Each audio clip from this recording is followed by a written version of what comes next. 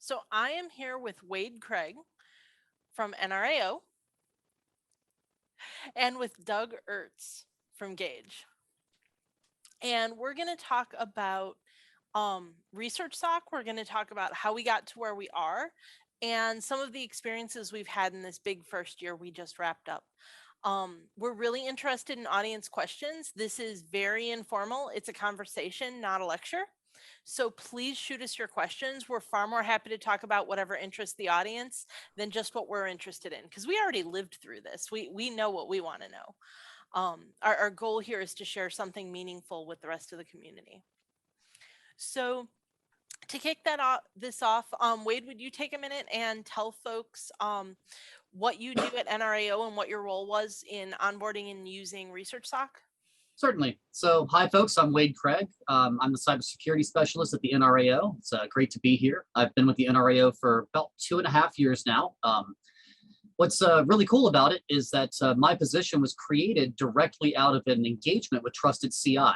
So one of the big findings, takeaways from that was Nrao, you need to staff up. So they staffed up and they got me. So as part of that, our response to the Trusted CI engagement and such was, we need to figure out how to do continual vulnerability scanning and system monitoring and network monitoring. And we really had a couple different choices. Choice number one was purchase, a $120,000 SIM device and send all of our logs to that. And, then myself spend the next 1.5 years care and feeding. Or we could partner with an entity such as the ResearchSOC. And right about that exact same time, the ResearchSOC was, spooling up and coming along, and it seemed like a perfect partnership. Thanks so much, Wade. Doug, you want to take a turn? Talk a little bit about what you do at Gauge and how you were involved in your ResearchSOC onboarding.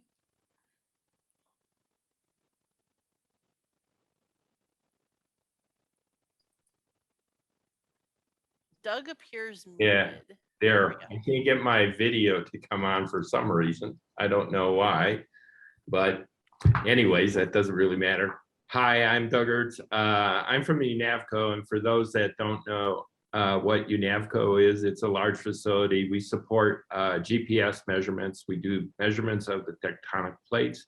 We also do some seismic measurements as well. We have over 1,200 instruments that we operate in the field, and we collect data from over 2,000 stations.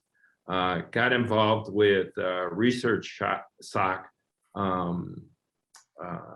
when they were looking for people to volunteer. I volunteered, and we were the second one to come onto the research engagement after Wade. And we've been on it since, well, let's see, this past summer was the end of our first year. So almost 2.5 years, or 1.5 years now. My part in it is that I lead a development team as well as the IT group here at UNAVCO. And as part of the IT group, we take care of the network and do all the other things associated with security. So that's kind of how I got involved and still involved with it today. Thanks so much. So our first audience question is already in. This is great. So for Wade and Doug, Eric Dumens asks, are there issues with ResearchSOC being remote from your site in scanning your systems, getting your logs, and contacting your people on call? I can answer from a UNAVCO standpoint. It was mainly we had to set up the link between here and Indiana to do our network scanning stuff. We did set up a core light appliance that performs all that and sends the traffic back to Indiana, where they analyze it. The other thing is we have the Stinger in place, and that we have one Stinger or 2 Stinger pots today, or honey pots, and they collect information. That wasn't as big a deal. It was more the setting up the network traffic and monitoring that was the major part of getting things done remotely. We have set up Slack channels to communicate, and that's how we do a lot of stuff. We set up, if there's an issue that they find, we set up an automatic alert. Well, actually, we set something up in Jira. They send in us an email, it issues an issue within Jira that alerts us, and that's how, and then we communicate back through the same way through Jira. So being remote wasn't that big a deal. So our answer is similar. Being remote was not a big deal at all. We leveraged our existing Bro, now Zeek infrastructure. We've got 3 sites, and we have a Zeek system at each site. We did have to do some upgrades and some stability work in that regard. The one in our Charlottesville office sees a whole lot of data, and it was unstable for a little bit. And so I had an initiative to get that going, along with some new cards and that sort of stuff. But it was relatively easy to send that over to a Logbeat server, and that sends it on onto ResearchSOC. So we just had to build a couple virtual servers. Thankfully, ResearchSOC already had images in place. They said, "Here, use these," and they gave it to us, and we stood them up, and pretty much worked. There was a little bit of being patient zero. There were some hiccups getting things going. So from that standpoint, so it was a little slower than I would have liked, but at the same time, again, patient zero. There's going to be some growing pains, but in terms of being remote, sending the network logs, it's not a problem. ResearchSOC monitors our logs 24/7. We're now in the process of sending them Windows domain controller logs along with the network traffic logs, so we can monitor for strange account lockouts and activity along those lines. Other than that, we do have a Stinger appliance that we've since stood up. I'm looking forward to hopefully in the next year or so having a little more money in the budget for a couple more of those, so we can deploy a couple different ones. But those are pretty cool, and we have the same sort of alerting. They send us an email and follow that up in Slack. So, Slack has the initial, "Hey, you've got an issue," and then there's details in the email. So it's, no problems at all being remote. And I want to do a big call out to Zeek. It's funny how, a research project that came before us really fed into our ability to do what we do. Because the Bro/Zeek team has been at this for a really long time. From the aspect of just providing that software package. And even at Gage, where we gave them a drop-in monitoring appliance, one of the things that appliance runs is Zeek. So that's been pretty cool, and it's made all of this easier to spin up. So while our audience types more questions for us, I hope there will be more. I've got a couple here for you guys. So what do you think your biggest security fear or challenge for your specific facility was before you got together with ResearchSOC, and has that changed? Has something else taken the #1 slot for you? Why don't we start with Wade?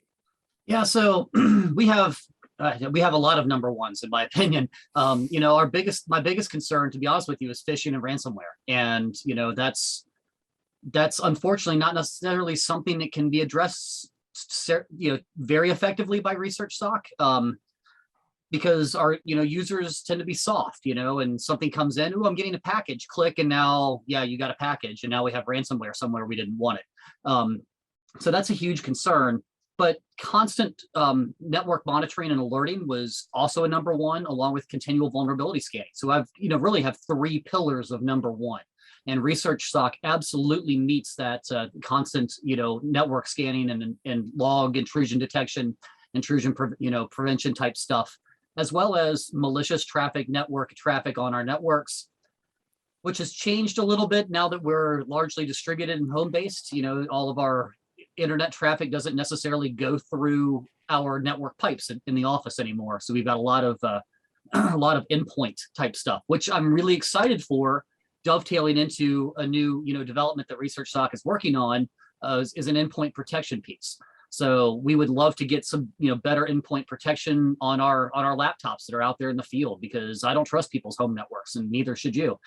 So from that standpoint, that was a big one. And then there's also the incident response and CISO as a service type stuff that we have not really leveraged so much, but I love having that, that ace in the back pocket should we need it. Should we have a terrible incident that requires, not just all our hands on deck, but everybody's hands on deck.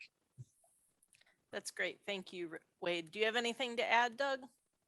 No, not really, other than I too had a lot of number ones when I took over this job. But the big one that I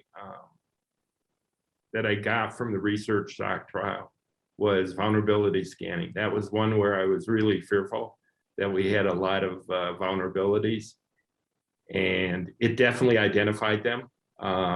To let you know, we had over 700 pages of vulnerabilities, I believe, when they did the first scan and the report came out. Granted, this was a large report and it was very wordy at the beginning when we started, and it has since changed to more of a spreadsheet.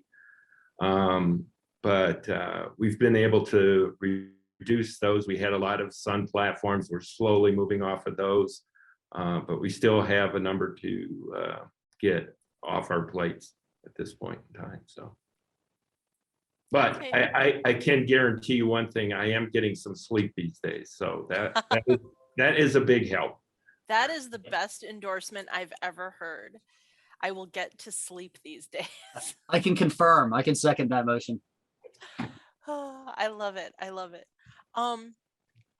So Wade, you touched on something earlier that I'd like to dig into a little bit. What were the biggest changes in cybersecurity operations at NRAO when suddenly you had all of these people working from home or other locations? You were already a little bit distributed, but now you were massively distributed. Yeah, we went from probably 5 to 10% distributed, from people working from home occasionally. I've got a doctor's appointment or my kids something, et cetera, to everybody's at home. And one of our biggest challenges actually was home bandwidth, because a lot of the places that we have staff are not necessarily areas, they're rural areas, and they don't necessarily have gigabit fiber going to everybody's house.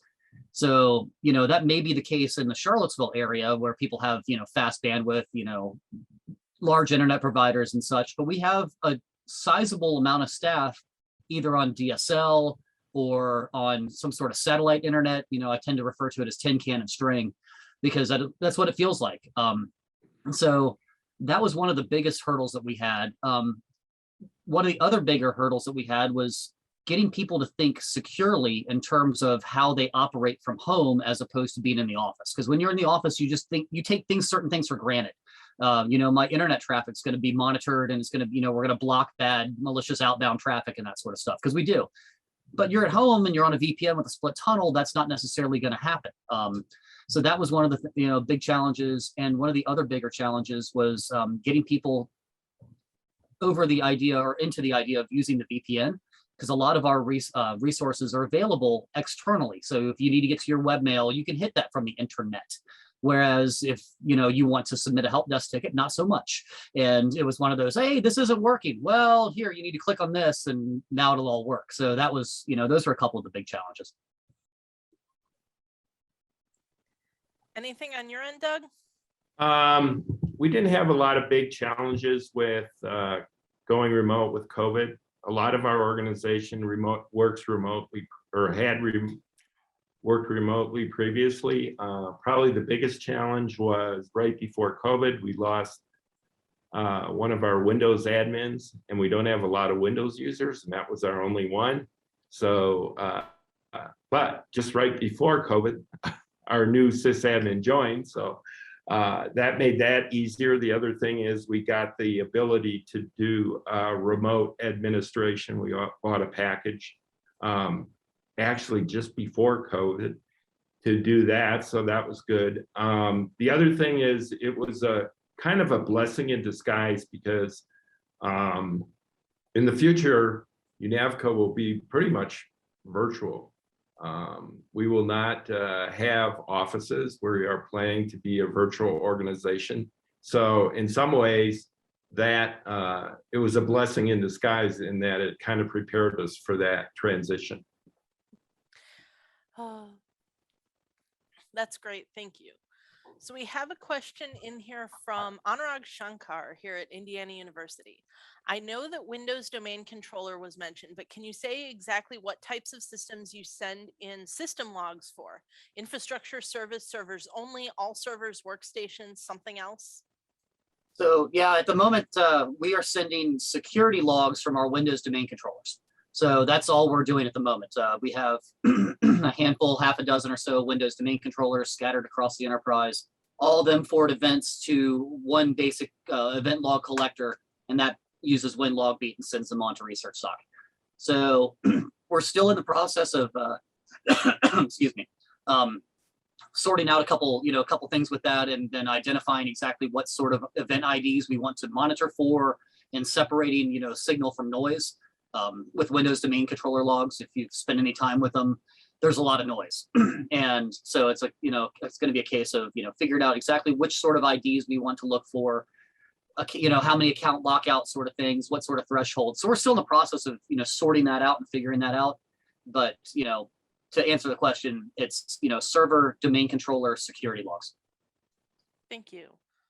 And from our standpoint, we, and it is one of the reasons actually we ended up going with Corelight. We didn't have a lot of logging. We do all of our alerting through Nagios, and with some of those get into the syslogs, and that's where we do send all of our syslogs to a centralized syslogger, and those were being sent to Indiana. As far as the domain controllers, I don't think we've implemented that yet, and mainly that's because we have such a small environment of Windows users that our domain controller isn't used a lot, and there's not a lot of activity on it. Okay, thanks a lot. So our next question comes from Anonymous. Can you cite examples of issues ResearchSOC has pinpointed on your networks? I'm going to add that you're willing to speak about in public. Yeah, I'll take this one first, because they've identified a couple things. For the most part, all false positives, and but it was all traffic that seemed suspicious. So potential CNC botnet type stuff is what we've gotten out of that. And that's the sort of stuff that we did not necessarily have detection before we had the ResearchSOC partnership. So very, very helpful in that regard. And hey, something, and it's very quick. Hey, something's pinging to something it shouldn't be. We go look at it, and more often than not, it's somebody's put their phone on the guest Wi-Fi, and it's pinging to somewhere it shouldn't be. And I don't necessarily care about somebody's phone on the guest Wi-Fi. So that sort of thing. Yeah, we had a few false positives at this point in time. We only right now have it on our internal network. We don't have it, or excuse me, on our external network. We don't have it on the internal. We're planning to do that, but that's kind of where things are at. We have had, we do black hole routing, and we've seen that used quite a bit with the Stinger. We've seen things getting blacklisted quite a bit, but other than other network traffic, there's just been a few false positives, and we've corrected those and said, oh yes, you can expect to see those types of things. And I'll jump in for a minute, because I, working for ResearchSOC rather than an individual facility, can tell you something and not tell you what facility it was. But some of the things we've talked about is, in addition to finding indicators of malicious activity, we've also done I've been surprised at how much onboarding turns out architectural problems. For example, we had one client who had a monitoring system that they were really trusting before ResearchSOC, and they thought, oh, we'll just feed this into ResearchSOC. As we began getting their data, we found out that this was badly placed on the network. It just wasn't seeing both sides of every connection. And so in addition to causing problems with the monitoring device itself, it was failing to monitor what we thought it was monitoring, because it could only see half the connection. So getting that moved, getting the taps in the correct place, architectural things like that can make a huge difference in a small amount of effort, and it's a lasting difference. Another client that we worked with, they got this huge vulnerability report when we first started scanning them, and realized that not everything in their organization was in their inventory. It's not, these things aren't getting updated, not because we haven't been updating them or don't know how, but because we didn't know they were on our network. And that's a big gain that we got just from the onboarding process before we even started full scale monitoring. So we've had a couple like those that I think have been really helpful to the organizations. Our next question comes in, and I think this one is for me. David Halstead from Nrao asks, when things get back to quote unquote normal, would onboarding benefit from a team visit and from research to and from ResearchSOC, or is virtual good enough? So back when we started this whole process, we'd actually built in a budget for on-site visits because we thought this would be especially helpful both with the technological onboarding and also with helping folks at the major facility we're working with come up to speed on what they can expect from ResearchSOC. Unfortunately, NRAO, our first beta client, came on just after the university said I'm not allowed to travel anymore.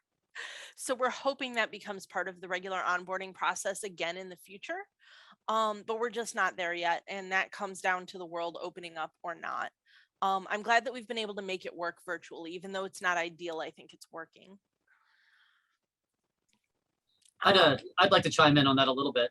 Go for it. I think, in-person visits are always good, especially when you talk to upper management.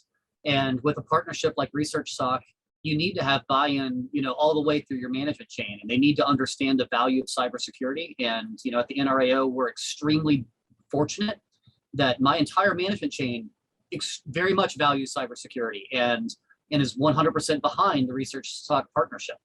And so I think for those institutions, facilities that don't necessarily have upper management buy-in, it would always be good to have, an in-person visit to explain and show what can this do for you. Thank you. Doug, any thoughts on that before I hit the next question? I would just agree with what Wade said, that's for sure. Okay. Alistair Neal has asked, what sort of anomaly detection does ResearchSOC use? So I'm not sure here if you're asking about process or technology. So I'll jump in with the technology and then I'll let our clients talk about the process from their perspective. So we have an Elk Stack. For those who aren't familiar with this, it's Elastic, Logstash, and Kibana. And when I say stack, it's pretty darn big because we work with a lot of data from a lot of different clients. And in addition to what our vendors provide, we have a lot of specific scripts, configurations, and alerts that have been built by our threat hunting team as they discover more things about what threats are out there for science. So as we get threat intelligence from RenISAC, from ICS CERT, who deal with all the control systems you folks rely on for your telescopes and geodetic sensors and everything else, as we learn about things that we've seen on other client networks, we start to build more and more detection infrastructure. So it's really a learning infrastructure, but not in the sort of spray and pray way as if you throw a machine learning algorithm at it and hope that it'll tell you things that it hasn't seen before or that seem different. We have real human threat hunters working around the clock who are our team's around the clock. The threat hunters, we let them sleep, but we have a good team of threat hunters that are working day by day to ensure that this is always getting better. So I guess on the technological side, the short answer is Elk Stack. The long answer is Elk Stack and a lot of things that we're building out specifically for this community in tiny bits day by day. As far as the process, I'll let Doug go first because I always let Wade go first. So. Okay.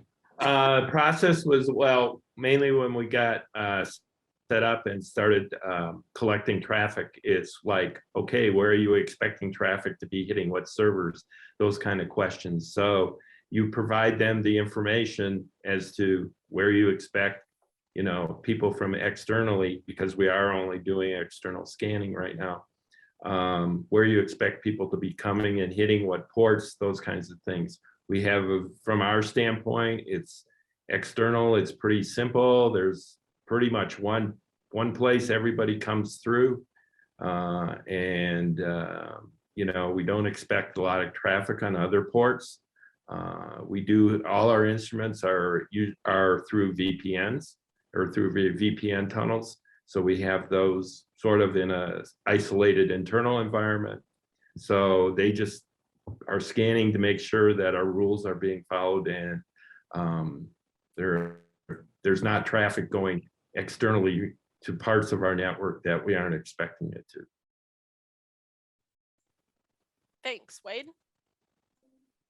Yeah, I mean, I kind of covered it a little bit earlier. You know, the in terms of anomalies, they let us know via Slack and email and that sort of thing. And you know, from the most part, what we've seen from ResearchSOC has been, hey, this doesn't seem quite right. You know, this seems like it's hitting a CNC server or some sort of online gaming, or it's seen some other IOCs. And can you go check it out? So. Great, thanks. So next question from Anurag Shankar, IU again. This is for Susan mostly as a policy question. If someone had cloud services, could they send some of those logs in? So easy answer, yes. Depending on what cloud service you have, their capability to provide external logging can vary incredibly. We've worked with some providers where anything you want to dump, you can dump and send it where you like. We've worked with other cloud providers where they're just not instrumented to let their tenants see any of their logs. So there's nothing to send us. But if you have it, we'll take it. Okay, while we wait on a couple more audience questions, I'm going to throw out another one of mine. So do either of you I know that at both Gage and NRAO, there's sort of an organization-wide understanding, including among your leadership, that cybersecurity is something that you as a major facility need to care about, that there are real cybersecurity risks to the operation and the reputation of your facilities. Do you have any advice for those people who are working and trying to improve cybersecurity in a major facility where their leadership just hasn't caught on yet or doesn't see this as a priority? I'll just I'll chime in here. We have a board of directors. That is my biggest hurdle, convincing them that there is a need for cybersecurity.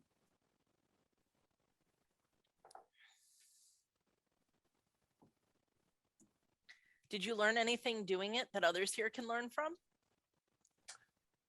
I was shocked when I first presented it. It's like, what?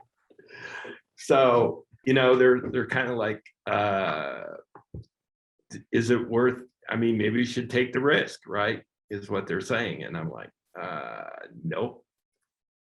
I was just, in this day and time, it was a big shock to me. So I guess don't be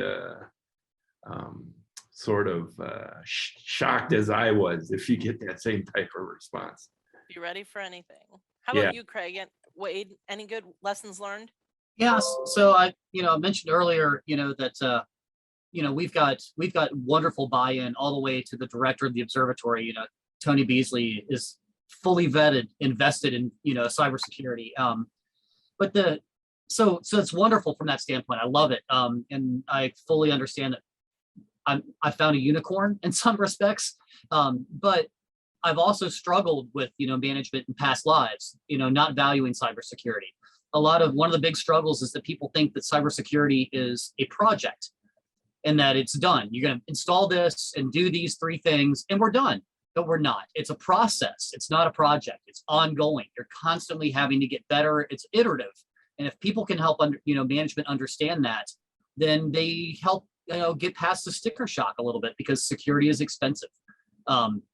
So that's also a big struggle that most places tend to have is the sticker shock of wow, that really is expensive. We want to do this intrusion detection system, and it's going to cost us 80 grand a year. Well, yeah, maybe, and that's just the way it is. But then you look at some of the other places that that companies tend to throw money at and don't even think about it. So if you can help them from a standpoint of risk, benefit, cost analysis, that always helps management. I came across an article the other day that said over the last 12 months, the cost of a paid ransom has increased by 82%, from roughly $300,000 to over $500,000 in the last 12 months. So that's one of those statistics that management, can actually grab onto and go, wow, this is a big deal. And if we can prevent that, because $200,000 is a huge jump in terms of money that you're gonna have to pay, to get your data back. So And that's not Absolutely. and that's not necessarily the amount that's requested. That's actually the amount that's paid. So yeah, if you can get that sort of statistics in front of your management and that sort of thing, it obviously it all helps. Mhm. Yeah, another thing we used with one facility that was struggling with helping their management understand this stuff is we actually sat down and budgeted what it would take in their location to build out a SOC.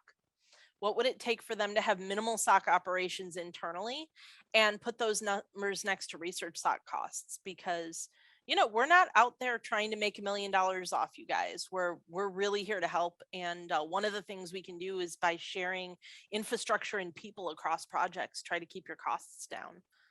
But if it wasn't on your mind, you're comparing it to zero, not comparing it to what it would cost to do it yourself or for this to fail.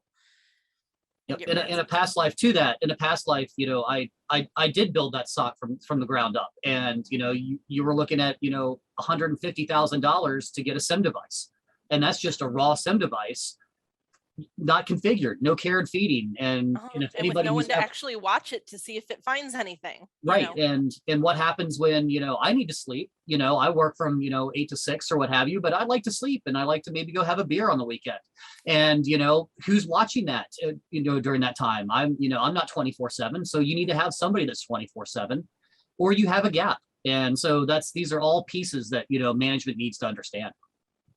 Thank you so much. Our next audience question from Anonymous: how much time do you and your staff spend on maintaining and responding to research SOC alerts in a given week?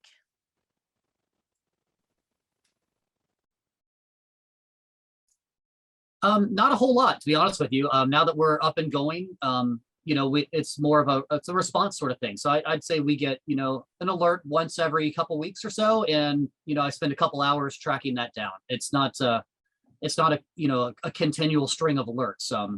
I suspect others may have a different answer on that. I guess it all depends on what sort of data you've got going to ResearchSOC, what sort of, you know, activities your users might be engaged in. You know, so we've yeah, for a couple hours, you know, a week or so. Go for it, Doug. Yes, I would agree with Wade. That's the same sort of experience we've had, maybe a couple hours a week, and maybe even some weeks none. We haven't had anything because no alerts have come in. So it just kind of depends, but it hasn't been a lot. And the service, as you know, using it is where you save the money, because otherwise you'd have somebody or multiple people sifting through logs, looking at all that, looking at all the false alerts, all those things. So yeah. Yeah. And I'll add that our onboarding process can feel really intensive, especially as Wade, you're going to choke when you hear this, because I know that you were our first guinea pig and had a much longer experience. We've got onboarding down to 30 days now. Yeah. But that 30 days is extremely intensive, because not only are we helping you get infrastructure in place, but there's a lot of back and forth. Hey, Wade, I saw this thing. Is this the kind of thing NRAO really cares about? Or, hey, Doug, we have this group of vulnerabilities. You know, these are critical. These are very low priority. Are there machines you just don't care about that, for example, are temporary installs where we should ignore the low priority stuff? We're learning all about your network. Should this part of the network talk to that part of the network? So that first month can feel a little overwhelming, but if you get through it, life is easier and you get to sleep and have beers. And to that, yeah, you know, because we started the ResearchSOC partnership, you know, right after I was onboarded. So, you know, it was a lot of learning on my part, you know, my behalf as well. You know, oh, should our network be doing that? So there was, you know, a lot of joint learning in that regard. Yeah, I would just add that, and we followed Wade. Our experience was the vulnerability scanning was fairly trivial. Just learning that you have to open up ports for somebody to come in and do the vulnerability scans every so often. You just write some scripts to do that, and you know, that's done. That was really easy. Next was probably the Stinger stuff. That went real smoothly. The hardest part of the Stinger project was setting up the black hole routing. And we actually asked that it be put into a Docker container. And they did develop that for us and made that real smooth. So that should be a lot smoother now. We had to go out and get an extra router. That probably took the longest time just to get it, to order it and get it installed and that kind of thing. And then finally, the monitoring did take considerably longer than the other two, setting all that up and getting it working. And that partly was because we did not have a core light before. We had to go out and get that installed, get all the networking set up to get the traffic back to Indiana. But once that's set up, and it's been working fine now. Yeah, and I have to say, Gage was our first experiment with these drop-in monitoring boxes, the core light that Doug referred to, and I think that's going really well now, and I'm glad that our experience with Gage taught us that that was a need, so we could be ready for everyone else who needed it. Because we're finding that about 3 out of 4 organizations we talk to about ResearchSOC aren't monitoring yet and really need some kind of drop-in solution, rather than figuring out how to architect monitoring solutions before they can even begin onboarding. Yeah, we fortunately had our, the Zeek environment already in place, but it did need to be brought up to snuff and up to current. And we were that client that Susan referred to earlier about needing to move the taps. And when we moved the network tap, we went from drinking from basically a faucet to drinking from a fire hose. So we needed to get a different network card, and it was a whole thing. But yeah, as a nice outcome of this partnership, our Zeek infrastructure is now rock solid. So that's a nice thing. That's fantastic. An audience question from Nathaniel Mendoza. How do we apply these concepts if we don't use the ResearchSOC?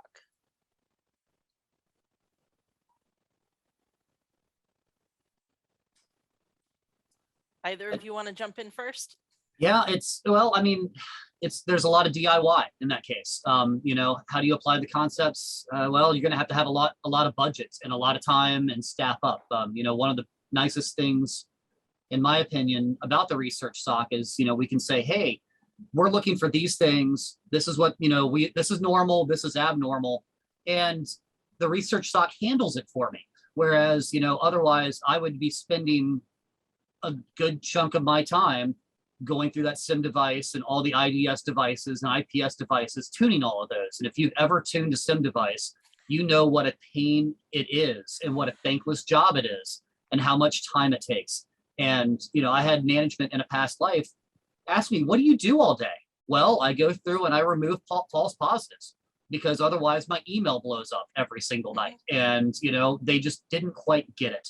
And that's one of the nicest things about the ResearchSOC is that they have staff to do that for me. And it's, in my opinion, it's a great allocation of funds because that frees me up to go do, cool things like deliver training and security training and stuff to our staff. Yeah, I would say, as far as vulnerability scanning, you can go out and buy software if you want, or you can go to a third party to have it do it for you. It's going to run you some bucks, that kind of thing. You can build your own honeypots if you want to do that. Or I don't know if anybody really offers that service, but maybe there is somebody that offers that as well. As far as the network scanning, before ResearchSOC, I kept looking at, all these vendors that have all this stuff available. And I was like, I'm going to need more resources to look through all the stuff that's coming out to make sure that, we're not missing something that's important. We knew that there would be a lot of false positives, and just having to get extra staff, which we had no money for anyways.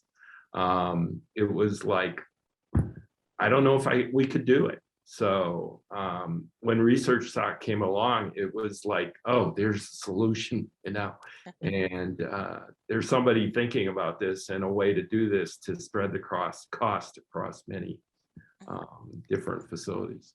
I love that my clients make my points for me. I will add that we do know one major facility that has stood up their own SOC and monitoring services.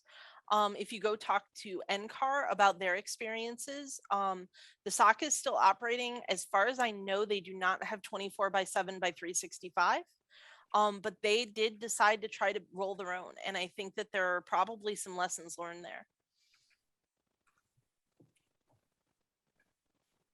Yeah, and that was, one of the big takeaways for me is that 24/7, 365.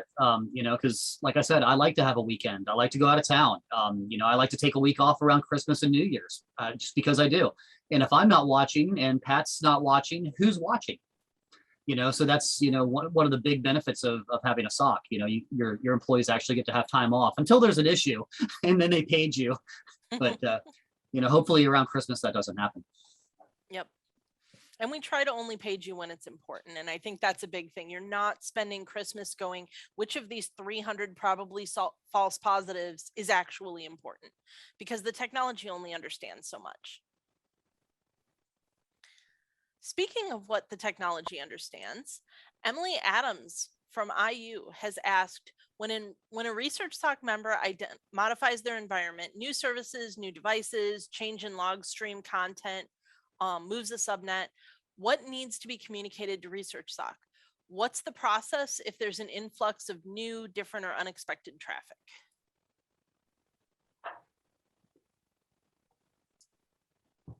From my standpoint, it's just been a case of, hey guys, we're looking at doing this. How do you want us to do it? And the Windows log, domain controller logs is a good example of this. I wanted to monitor those because we've had some interesting with the distributed workforce. We've had some interesting account lockout issues. And one of them was a particular user's account was getting locked out every couple minutes. And how is that happening? Well, it turns out they were jacking their laptop straight into their network drop at home. So, their ISP would, terminated their box with an Ethernet cable coming out, and they just took that and put that straight into the laptop. And of course, somebody out on the internet discovered it and started, running dictionary attacks against the machine and that sort of thing. And here's a username, and it found and started, we had lockouts. So anyone who's ever tried to troubleshoot Windows domain account lockouts knows it's very much finding a needle in a haystack in that regard. So that was one of the things that I was real hot and heavy on wanting to get over to the ResearchSOC was, hey, can we get you Windows domain controller logs? And the answer was yes. And then the question became how. So, okay, well, let's consolidate them, do log forwarding inside, and then have basically a log forwarding system that then sends them to ResearchSOC. So in terms of the, what needs to be communicated, we have, a meeting every other Wednesday with the ResearchSOC team, and we talk about, the state of the union sort of stuff, and then, new initiatives going forward. One of them coming up, is going to be endpoint protection in that regard. So it's, hey, we're looking at doing this. How do you want us to do this? And then we basically work together as a team. Yeah, I was going to mention, we have bi-weekly calls as well, where we talk about things, if anything coming up, or if we want to do anything on our network, or we want them to monitor specific things, they, will take input, that kind of things. So we're communicating with them every other week. And like I said, we also have an open Slack channel where we can send things back and forth. So. Thanks so much, guys. We have a little less than 10 minutes left and 2 audience questions left. So I'm going to take this one first. Anonymous attendee asks, what is the ResearchSOC sustainability model? NSF funds the facility, then pays to ResearchSOC, fund ResearchSOC directly. So all of our beta clients, the 3 clients that suffered through us as we made all the things that work, they got basically an NSF subsidized year of service. So NSF paid for the time that we were onboarding and providing the first year of service to Gemini, Nrao, and Gage. That was a big thank you because they spent a lot of time and effort helping us make sure that these processes were right. And we've been able to do that for another facility through our NCE, basically because we weren't allowed to travel anywhere. We had a little money left over, and National Solar Observatory gets to benefit from that. After that year, each of these clients has decided that we're useful enough they want to pay us out of their own budget. So that to me speaks really well of what we're doing and how well we're doing it. So I've been really thankful for that, and we plan to serve as many major facilities as will take us, and possibly other organizations that are looking to do security on the same model, really tuned to research.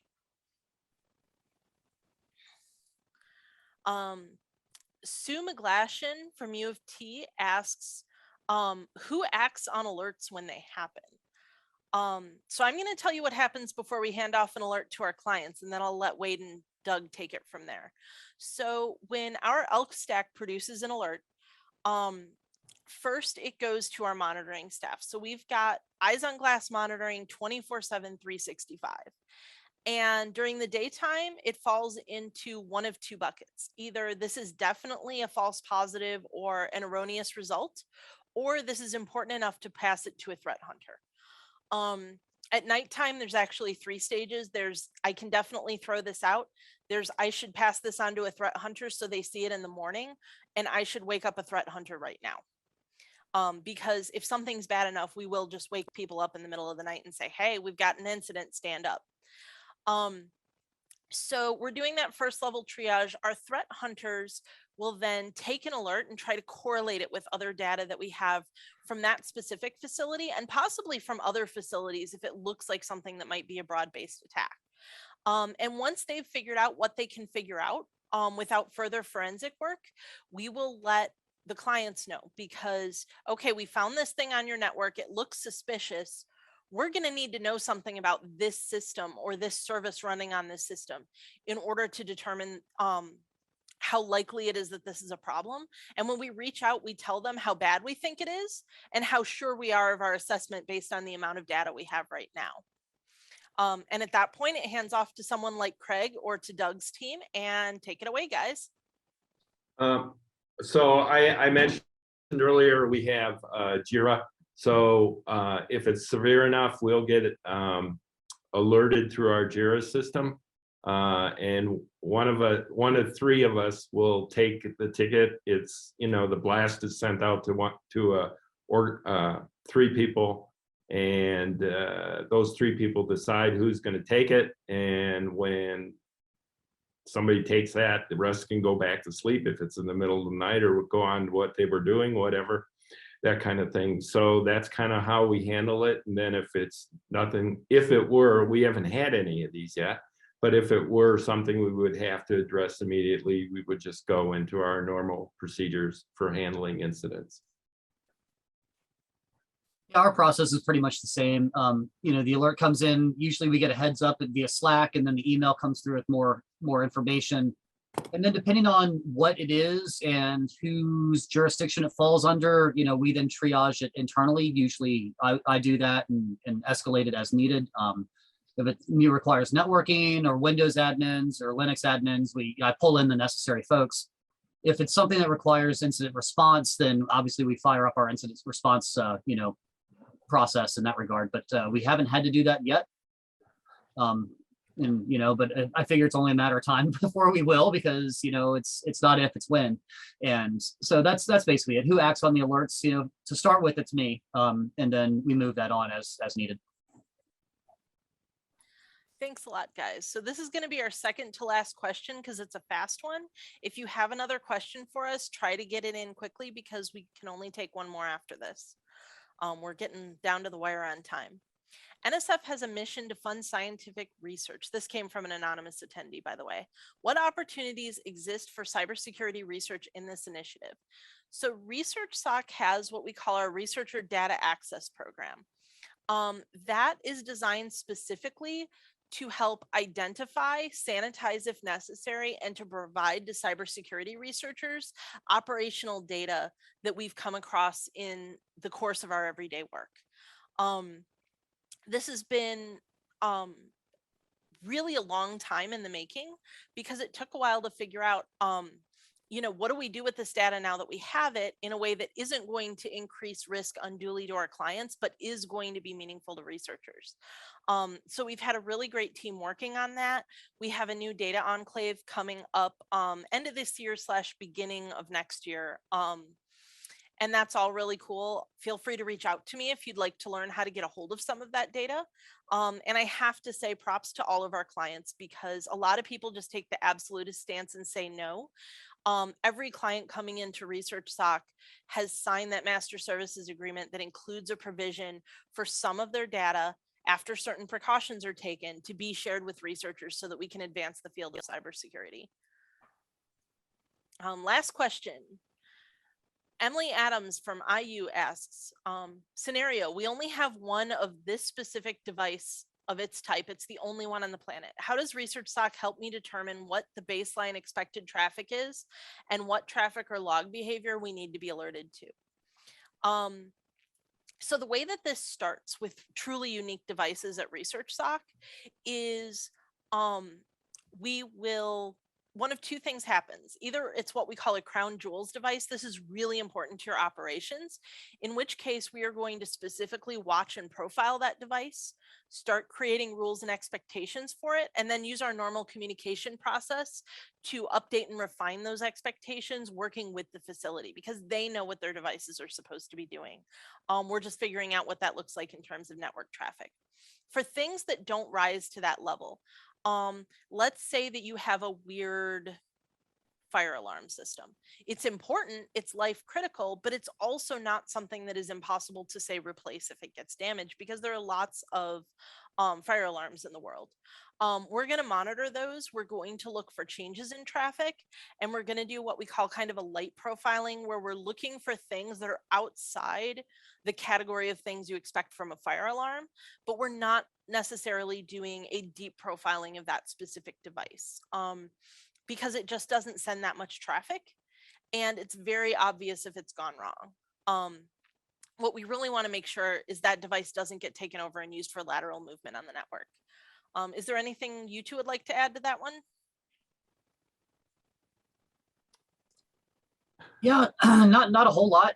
We have some of those, crown jewels as mentioned, and the case is mostly, what does the traffic look like? You have to figure out what the traffic looks like inside your own network before you can pass that on. And, like I said earlier, that my onboarding more or less coincided, the ResearchSOC initiative. So it was illuminating for me to start to understand, what is expected traffic, because in a past life, we didn't have a whole lot of SSH inbound, and we do here. So it's a totally different thing. So I don't really have a great answer here outside of you need to figure out what that baseline looks like first before you can pass it on to the ResearchSOC. Yeah, I would agree with that. Pretty much, we have our instruments in the field. We kind of know or what they're going to be or how they're going to communicating, what kind of data you're going to see coming from them. If it's a new device, I ask and say, okay, what kind of things am I going to see from this device? And if the person we're working with doesn't know, then we have to go to the vendor and find out. Mm-hmm. Thank you both for doing this with me. I think it's been a really great session.